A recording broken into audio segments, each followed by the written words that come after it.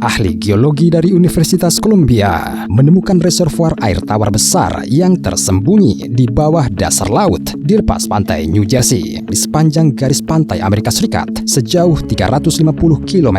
Entahlah bagaimana ini bisa muncul. Para ilmuwan akan mengebor lubang di area tersebut. Tapi bagaimana jika itu menimbulkan masalah? Bagaimanapun, air ini bisa saja memiliki sifat yang mengejutkan atau tidak diketahui. Misalnya, ia mungkin terbukti sebagai zat baru, cairan superfluida yang tidak dapat ditampung oleh wadah apapun di dalamnya. Mengingat karakteristiknya yang unik, air superfluida dapat bocor ke celah dan pori terkecil, memanjat lereng dan menutupi semua yang ditemuinya dengan lapisan tipis. Semua orang tahu bahwa air adalah dasar semua kehidupan di bumi. Namun, ini bisa menjadi ancaman bagi umat manusia.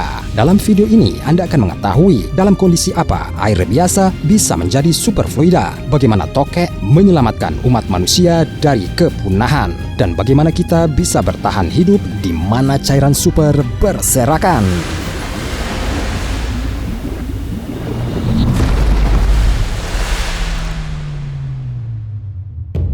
Bayangkan sebuah kapal penangkap ikan kembali ke Jersey Shore pada malam hari. Lautan terlihat tenang, namun tiba-tiba kapal mulai tenggelam. Terjadi kepanikan kolosal di kapal. Para kru mati-matian mencoba melakukan sesuatu, tetapi semua peralatan berfungsi. Sementara hukum fisika tampaknya kacau. Semua bagian kapal terisi air yang bergerak ke atas, di atas berbagai objek, dan akhirnya air merayap ke atas kapal. Kapal itu tenggelam. Apa yang terjadi di sana? Kapal itu tidak beruntung menabrak aliran air superfluida.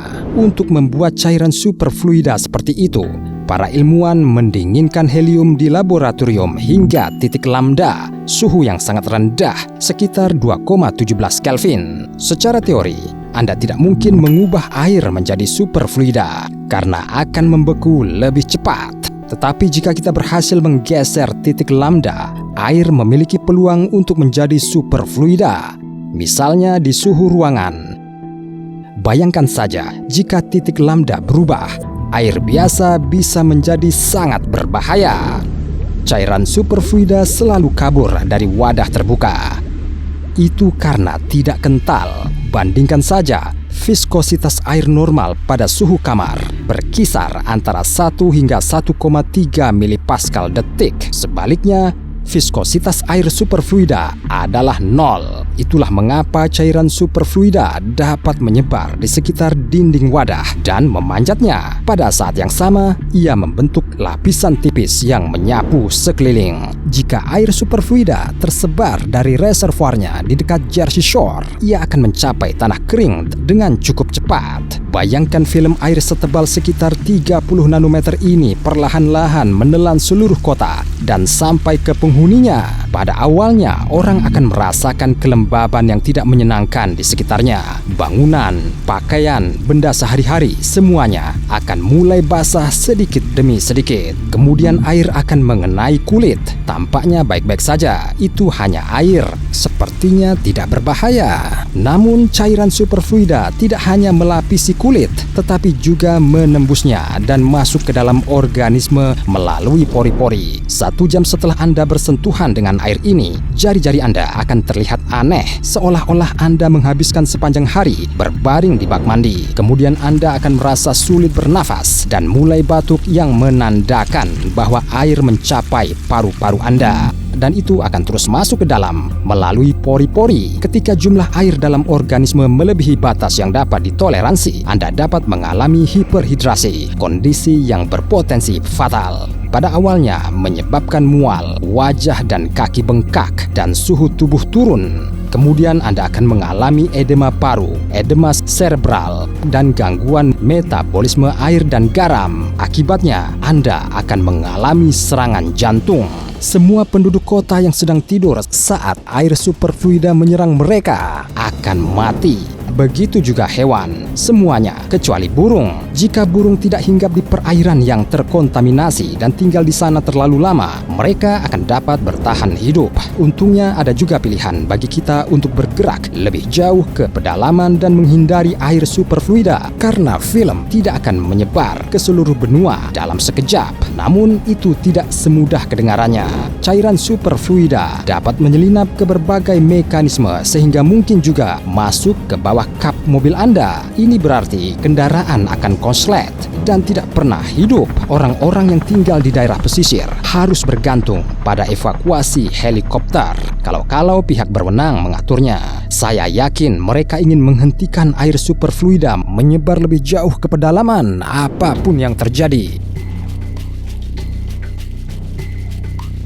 Sebenarnya, jika cairan superhelium bergerak, akan lebih mudah untuk menghentikannya. Unsur ini dapat tetap menjadi superfluida hanya pada suhu sangat rendah, -270 derajat Celcius. Itu sebabnya lapisan tipis helium akan memanas terlalu cepat, sehingga akan kehilangan sifatnya sebagai superfluida. Tapi kita telah mengubah titik lambda, membiarkan air menjadi superfluida pada suhu ruangan. Jadi akan cukup menantang untuk mengendalikannya. Kita bisa mencoba trik yang bekerja dengan air biasa. Mari kita lihat apakah kita bisa menguapkannya. Cara termudah adalah membuat api unggun di jalurnya. Dan ini benar-benar akan menghentikan superfluida untuk sementara. Sebenarnya waduk yang terletak di lepas pantai New Jersey itu menampung lebih dari 2,5 ribu meter kubik air.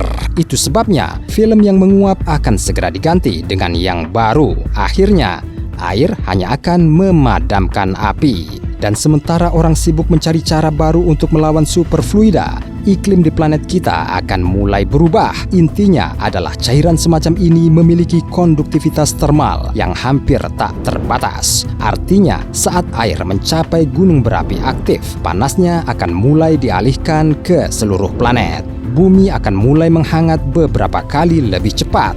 Gletser akan mulai mencair, permukaan laut akan naik, dan cuaca akan berubah di seluruh belahan dunia. Akankah manusia berhasil bertahan hidup? Untuk bertahan hidup di dunia yang terjebak di bawah lapisan air superfluida, kita perlu membuat tempat di mana air ini tidak merembes ke dalamnya. Ada makhluk yang bisa membantu manusia dengan tugas ini, dan itu adalah tokek.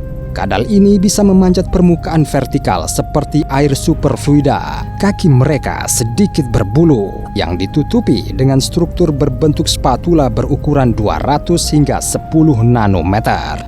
Berkat mereka, tokek memanfaatkan gaya van der Waals saat bergerak. Ini adalah interaksi khusus antar molekul. Prinsip yang sama membantu cairan superfluida memanjat dinding wadah. Namun, tokek memiliki satu kelemahan. Kaki mereka tidak berdaya jika terkena lapisan teflon. Dan jika tokek tidak bisa menempel pada teflon, air superfluida juga akan gagal di sini. Sepertinya orang perlu membangun bunker yang tertutup rapat untuk melewati bencana, tapi harus dilapisi teflon. Di mana kita bisa membangunnya jika air superfluida menyebar dengan bebas ke seluruh dunia? Sederhana saja, suhu sekitar berdampak langsung pada seberapa cepat film cairan superfluida bergerak. Ini akan mencapai daerah hangat lebih cepat. Ini berarti orang dapat pindah ke Antartika atau Greenland atau menetap di kutub utara yang sedingin es. Meskipun membangun bunker berlapis teflon tidak akan menjadi satu-satunya masalah bagi para penyintas. Superfluida air akan menyelimuti semua tumbuhan, termasuk yang kita gunakan sebagai sumber makanan. Dalam kondisi seperti itu, tanaman tidak akan tumbuh dengan baik, sehingga akan berjamur dan mulai membusuk karena kelembaban yang konstan. Karenanya, manusia harus memakan jamur dan burung yang berhasil selamat dari kiamat cairan super selama sisa hidupnya.